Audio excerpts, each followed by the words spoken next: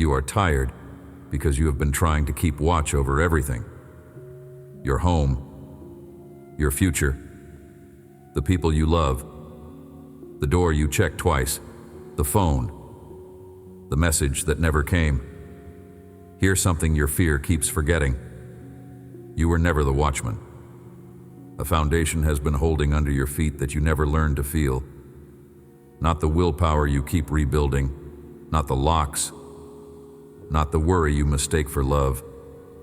It is bedrock. My word laid down before your fear had a name, older than your worst season, steadier than your shaking hands. As these words go on, hear the line this whole message is standing on. The Lord will watch over your coming and your going, now and always. Stay close, my child. Before these words are finished, I want that written promise to become the place where you stand. Come a little nearer. There is no rush in this. You have spent so long convinced that the quiet around your life meant no one was on duty, and I would like to take that thought apart slowly, the way you loosen a knot instead of yanking it. The stillness you have been reading as absence has a different name in my word. It is the texture of a place that is being kept. I see you.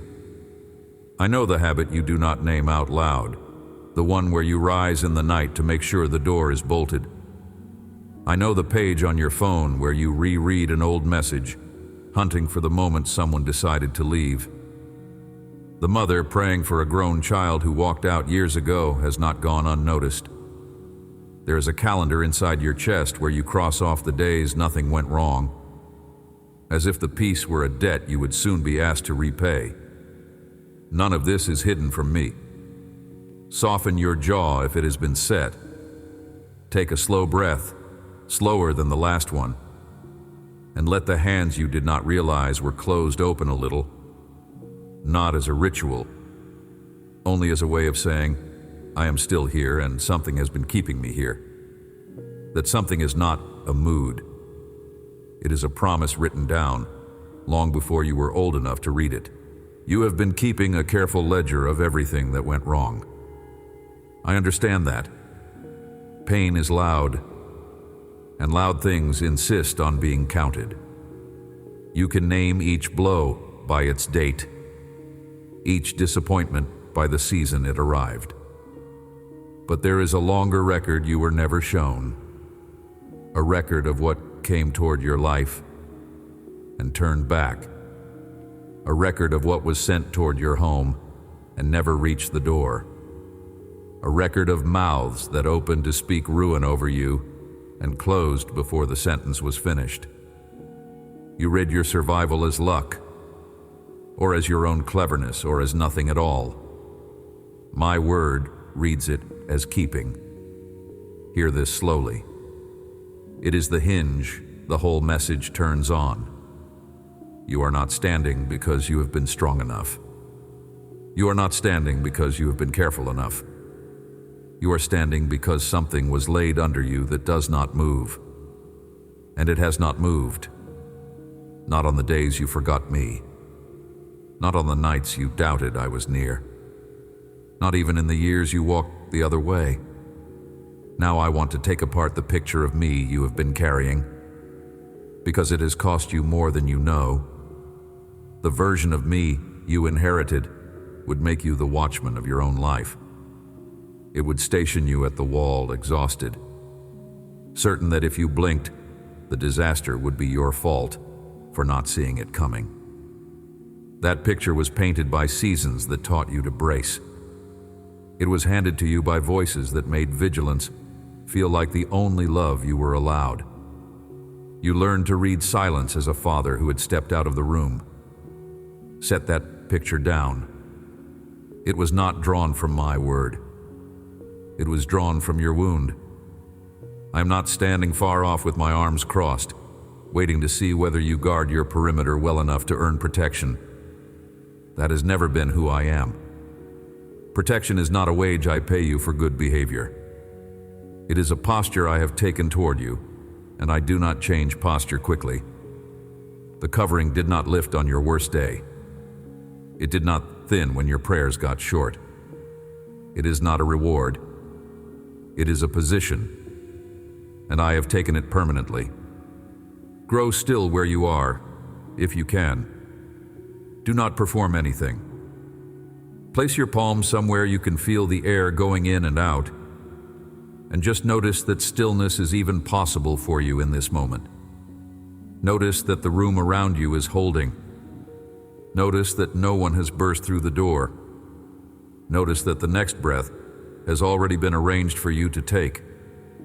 None of that is automatic. Automatic is a word people invented to describe the things they have quietly stopped giving thanks for. There is a difference between caution and fear, and I want you to learn it while it is calm enough to learn. Caution is sober. It moves carefully because it respects what is real, and then it rests when the day is done. Fear borrows the clothes of caution because it knows you would never let it stay if it admitted its own name. The thing you have been calling responsible has, in more than one season, only been fear wearing a coat. You do not have to keep it on. You can take it off, look at it, and hand it to me. Consider how much of your strength has gone into a job that was never yours. You wake before you need to, listing what could fall apart. You rehearse conversations that may never happen, bracing for words no one has spoken. You hold the whole house up in your mind as if your attention were the beam under the roof. It is exhausting, and it is unnecessary, because the beam under the roof was set long before you arrived, and it does not depend on whether you remember to hold it. A foundation does not ask the building to carry it. It carries the building. That is the whole point of being a foundation. I want you to feel the relief hidden in that. The strength you have been spending on vigilance was always meant for living. You were never built to stand guard over your own life. You were built to dwell in it. The watchman in the psalm does not slumber, and that is true. But you are not the watchman. You took a post that was not assigned to you, and you have held it so long that letting go feels like negligence. It is not negligence. It is finally trusting the one whose job it actually is. Let me walk you out a little further from yourself now, because the covering is not only over your skin, it is over the people you love. Those whose phone calls you are sometimes afraid to answer. Those whose names you check the news for. Those who walk out their own doors carrying things they never tell you about. I have been with them. Not in a way that interferes with their freedom. In a way that interferes with their ruin. Think of one name now. The one whose face came up first when I said the word love. There has been a wall around that one too. There has been a delay placed on the things that would have undone that one. A delay long enough for me to do with delays what I do, which is to fill them. You have prayed for that person and felt the prayer fall short. It did not fall short. A prayer brought to me does not fall short. It widens into a boundary. The stretch of ordinary days for the person you love is not the silence of an unanswered prayer. It is the answer. Wearing the plain clothes of an ordinary day. Let me speak about your home too. Your four walls. The corners of rooms. The doorway you pass through without thinking. The chair where the late light falls across the floor. I have not been a guest there who slips out when the lamps go dark. Where my people are, my presence settles in for the long stay. That is why coming home, on most days, feels a little like exhaling. That is why even when there is conflict inside the rooms, something underneath the conflict holds. The walls are not only walls. They have been blessed quietly, without fanfare, without anyone in the household having to qualify for it, because the ones inside belong to me, and where what is mine lives, my care comes to rest. The same is true for the people who share that home with you, those whose footsteps you know by sound, those who learned your moods and stopped commenting on them. Some of them are difficult, I know. Some have hurt you in ways you have not finished forgiving. The boundary still holds for them, because the boundary is for the whole household, and the household includes the difficult ones. I am not asking you to pretend the difficulty is not real. I am asking you to notice that even the difficult ones are being shaped, slowly, by their nearness to a place I have been keeping. When the line was drawn around you, it was drawn wide. I did not measure it to the size of your loneliness. I measured it to the size of the love you would one day carry, and so it took in the people you had not yet met, the faces that would matter to you later, the ones you would learn to pray for. The boundary was generous from the beginning, and it still is. You have spent seasons feeling like you stood alone inside a small circle. The circle was never small. You simply had not learned how far it reached. And the boundary reaches backward as well as outward. Some of you carry a sense that protection was for other people, that the keeping skipped your house, your family, your line. Look again. The fact that you are here, reading this, capable of longing for something better, is itself evidence that the keeping did not skip you. You survived seasons that should have ended you. You came through rooms that broke other people. You are not the exception to the promise. You are a living line of it, still being written. There is something you need to understand about the way I work, because it has been the source of so much of your confusion. Dramatic rescue is not the only kind of rescue. It is the smallest part of it. Most of what I do for you, you will never see. A visible deliverance is a tiny percentage of the work. The rest is quiet. The rest looks like nothing happening. It looks like a plain afternoon. It is the storm that did not form, the meeting that did not go badly, the message that was never sent, the hand raised against you and lowered before it landed. If I showed you the whole of it at once, you would not have eyes for that much grace. So I keep most of it, and one day you will see all of it, and you will understand why you spent so many years afraid of nothing. I would like to read you something now. Not a new secret meant only for you. A line that has been written for a very long time, kept for the tired ones who were sure they stood unguarded. There was a worship song carried up the hills toward Jerusalem, sung by ordinary people climbing toward a place they hoped was safe. They looked up at the high ground around them and the dangers it could hide. They were not theologians. They were travelers who knew how it felt to be small under a wide sky, far from home, unsure what was waiting in the hills. And into that climb, into that exact fear of the open road, this promise was written for them. It is written for you with the same ink. This is what is written. Psalm 121, 7-8. The Lord will keep you from all harm. He will watch over your life. The Lord will watch over your coming and your going, both now and forevermore. Read it slowly. He will keep you. Not he might. Not he will if your faith is impressive enough today. He will keep. Then notice the reach of it, the part fear always skips over. Your coming and your going.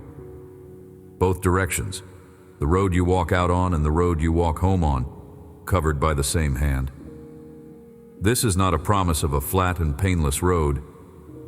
It is a promise that the one who walks it has measured it, and that what is being kept is your life, your very self, not merely your circumstances.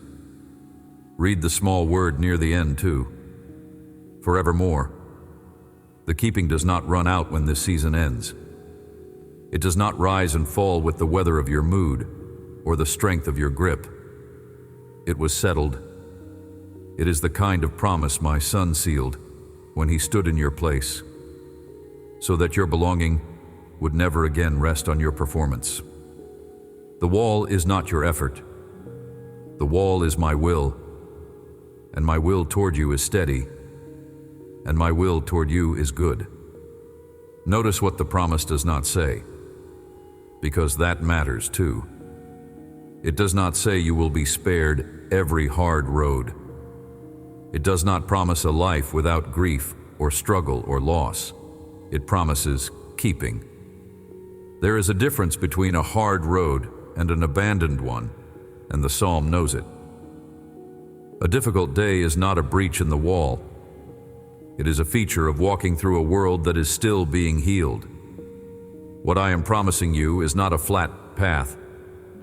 I am promising that the path at every turn has already been walked by the one who keeps you, and that what reaches you has passed through his hands first. So when the hard day comes, and it will, do not read it as proof that the keeping failed. Read it as the kind of thing the promise was made for. The promise was never for the easy seasons, when you hardly think of me. It was written for the climb, for the open road, for the traveler under the wide sky who is not sure what waits in the hills. It was written for the version of you who is tired and unsure and quietly afraid. That is exactly who I wrote it for. Not the theologians, the tired ones. Now look back at what I told you at the beginning. A foundation has been holding under your feet that you never learned to feel. Here is the answer the whole message was walking toward. The reason your heart keeps reading the silence as exposure is that no one ever taught you to recognize the sound of a wall that has not been breached. The quiet was never the absence of a guard. The quiet was the guard, awake, with no need to shout. You were not unprotected for a single hour. You were standing on something kept, written into a promise older than your enemies and older than your fears. If this devotional is reaching the place in you that has been afraid to set down the watch, and you want a small way to mark this moment, write the word kept below. And while you are there, you will find 7 letters waiting in the pinned comment above, one for each of the next 7 mornings. Take them. Some of what you filed under failure was the keeping holding, a door that closed in your face, a relationship that never quite began, an opportunity that slipped past your hands and left you with nothing to point at. You read those events as rejection. I'm asking you to read them again, gently. I'm not romanticizing your pain. The losses you carry are real losses, and I have grieved them beside you. But not every loss was a wound. Some were a saving that looked from where you were standing, like the opposite of a saving. You were too close to me to be allowed to keep what was not for you. You may ask, with a grief I do not dismiss, why I did not simply explain it at the time. The honest answer is that the explanation would have undone the keeping. If I had told you in the moment that I was moving something out of your path, you would have argued. You would have begged me to leave it. You would have held tighter than was wise. So I did the work without the explanation, and I asked you to trust without seeing. The trust without seeing is the very thing that lets me work. There are things that did not happen to you that you will not learn about in this life. A sickness you never caught, an accident you were not in, a wrong turn you almost took and did not, because something inside you that you did not recognize as me said, wait. I have often been that hesitation, the half-second of reluctance that put you in a different lane, the small unwillingness that kept the message in your drafts instead of sending it, the quiet pull that made you turn around and go back into the house. None of those moments looked like rescues. Many of them were. You filed them under nothing happened, and nothing happening was the answer. One day, On the far side of this life, you will be shown the parts of your story I kept from you for your own sake. You will see the harm that came close and did not land. You will see the mornings you woke unaware that you had been spared something in the night. And I do not think you will weep from sadness. I think you will weep from the sheer size of a love you only ever saw in fragments. I am preparing you gently to be able to receive that much grace without breaking.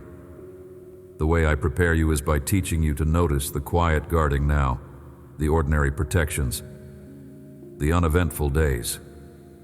Practice noticing them. It gets easier. The eye that learns to read the small mercies will be ready in the end to behold the whole of them. There's a strain that comes from believing the protection depends on you, the ache of pretending to be your own watchman, the exhaustion of scanning every horizon for the threat you are sure is coming. I am lifting that strain off your shoulders, not because you have finally learned to ask correctly, because the post was never yours to fill. The keeper of your life does not grow tired. He does not need a second pair of eyes that have to blink. You blinking has been holding you awake for years at a duty I never assigned you. You can step down. You can sit. You can hand the watching back to the one who never sleeps. I want to name a habit without shame, because you have carried it long enough. You scan the headlines looking for proof that the world is closing in.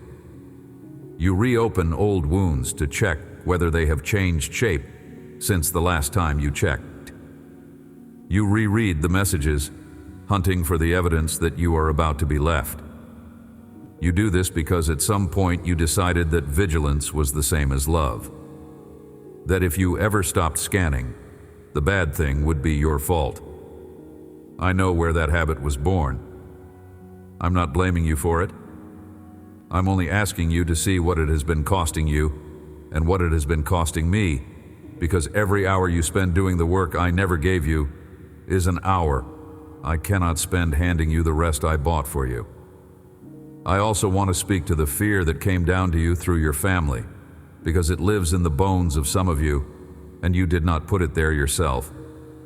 You inherited the worry that ran through your mother. You inherited the bracing that ran through your father. You inherited a readiness for impact that ran through people whose specific stories you will never know. That inheritance is not the final word over you. The foundation under your feet runs deeper than the fear that was handed down. What was passed to you can stop with you. You may be the first one in your line to live on the bedrock with your eyes open. And the ones who come after you, whether by blood or by love, will inherit a different default. They will inherit the quiet assumption of safety because you learned to live inside one. So here is something small you can carry into the rest of your week. When the fear comes back, and it will visit, do not argue with it. Do not lecture it. Just point quietly to the promise. Say it under your breath, low enough that only I can hear it. The keeping holds. You may not feel different the 10th time you do it, but somewhere around the 30th time you will notice things you did not expect. You reach for the locks a little less. You look up from the worst case a little sooner. Your day begins with something other than dread. The eye that learns to see what is quietly kept is being made ready to see the whole. You do not have to get this perfect. That is part of the relief, too. What holds you is not a fragile thing you might break by doubting it on a hard afternoon. Doubt it, and it holds. Forget it for a week, and it holds. Come back to it embarrassed at how long you stayed away, and you will find it exactly where it was, unmoved, with your name still on the inside of the line. A foundation does not flinch when the one standing on it trembles. It was made to be steady precisely so that you would not have to be. Carry one picture with you too, because images stay when arguments leave. Picture a field at dusk. It has been worked all day. Now it is resting. There is a fence around it. Not tall, not dramatic. Just enough to mark what is inside from what is outside.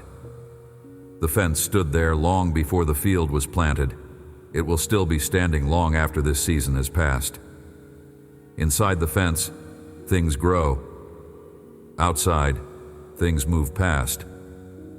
Most of what you have feared is not coming for you. It is passing through the larger field of the world, close enough to frighten you, but not aimed at you. Not everything painful is kept from you, but nothing reaches the deepest part of you outside my knowledge, my mercy, and my final authority. The fence is not built from your effort. It is built from a promise that was written before you were born. Hold that image when the noise starts. The enemy of your peace is loud, but loud is not the same as strong. Noise is not authority. A threat is not an outcome.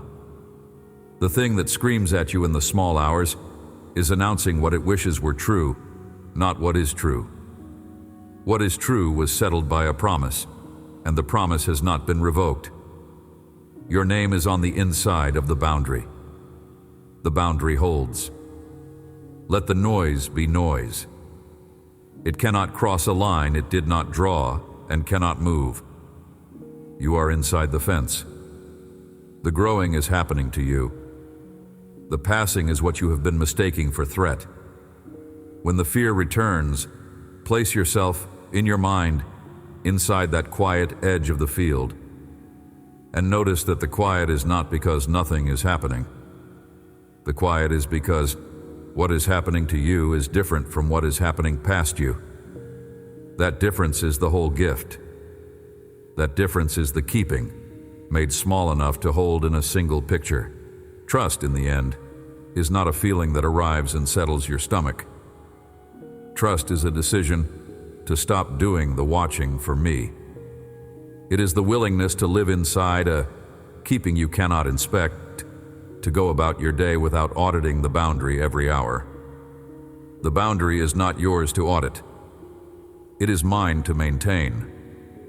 And while you have been straining to inspect it, you have been missing the very thing it was built to give you, which is the freedom to actually live. Live, then. Do the next ordinary thing without auditing the perimeter. Make the call you have been delaying. Eat the meal in front of you slowly. Speak gently to the person you live with. Write the message you owe someone. Show up where you said you would show up. None of that is small. All of it is the life I have been guarding, and the life is the point. The protection exists so that the living can happen. Do not waste the keeping by withholding the life. And on the days the old fear comes roaring back, the days the wall feels invisible and the silence feels like a verdict, do not argue your way out of it. Just return to the line that was written for the climb. Point to it. Stand on it. Let it hold the weight your own reasoning was never strong enough to hold. The keeping does not require your belief to function, but your believing is how you finally come to rest inside it. You were not made to spend your one life bracing. You were made to dwell, secure, on something that does not move. The keeping holds. Your trembling did not weaken it. Your forgetting did not cancel it. The years you walked away did not erase it. The losses you grieved did not reach past it. It was laid before you arrived. It has not been redrawn since, and it will be standing at the edge of every road still ahead of you. Amen. If this devotional gave your heart a little room to breathe, stay near and subscribe so the next reflection can find you. There are 7 free letters waiting in the pinned comment below, one for each of the next 7 mornings. Take them. Pass this to someone whose perimeter you have been worried about, and let the promise do its quiet work. Peace over your home and over the road in front of you, which has already been measured.